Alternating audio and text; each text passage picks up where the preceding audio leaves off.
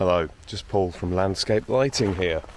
Just doing a quick tour of the Japanese garden project that I worked on a couple of years ago, and just doing a couple of small changes and additions as the garden had some changes and additions. So we just tidied up a bit of cable, moved a couple of light fixtures just to adapt to what's happened there. It's still looking fabulous. The Hunza and LuxR fixtures that we installed have kind of all weathered beautifully and taken on the colours of the garden, like you can see the fern lights here. They really aren't in your sight line, so as you look around the garden, the light fixtures really aren't a sort of visual element. They sort of just disappear into the look. And that was the intention very much, so it doesn't change the character and details that are everywhere. So it's also important to me to sort of, wherever possible, not look at the surface of a lamp module. So the fern lights are particularly good for that, as they have a shade and a sort of diffused output.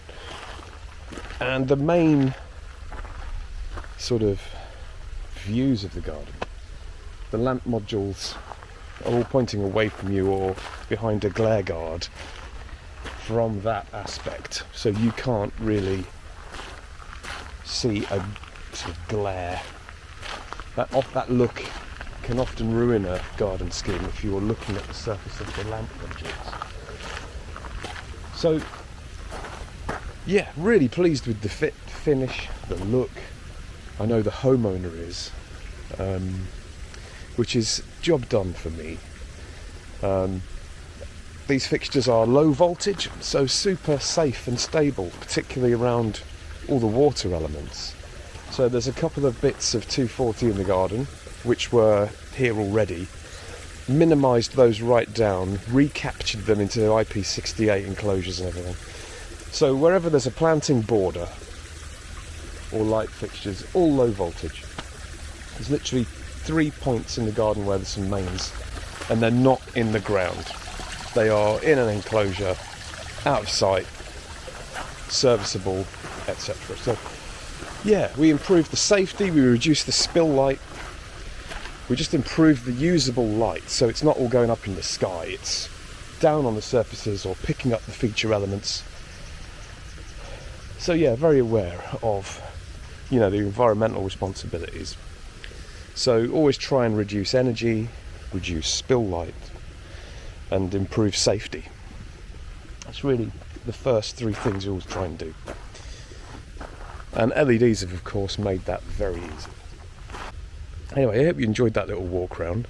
It's an absolute pleasure to work on projects like this, where there's that lovely balance of being creative and then integrating your design and engineering into that sort of creative process. Let's not forget, lighting is a fun thing. It shouldn't be all serious. You do have a creative side, and nature gives us wonderful elements, and just trying to be really sympathetic to all those little details which this garden is full of. We can introduce a couple of our own with a lovely copper finish and sort of discreet placement and type and style of fixture. So bring all those elements together is key, and a garden like this just sort of crystallizes those ideas. So yeah, absolute pleasure to work on. Thanks so much to the homeowners and the estate manager for helping out. Signing off, that's Paul from Landscape Lighting Limited. Bye for now.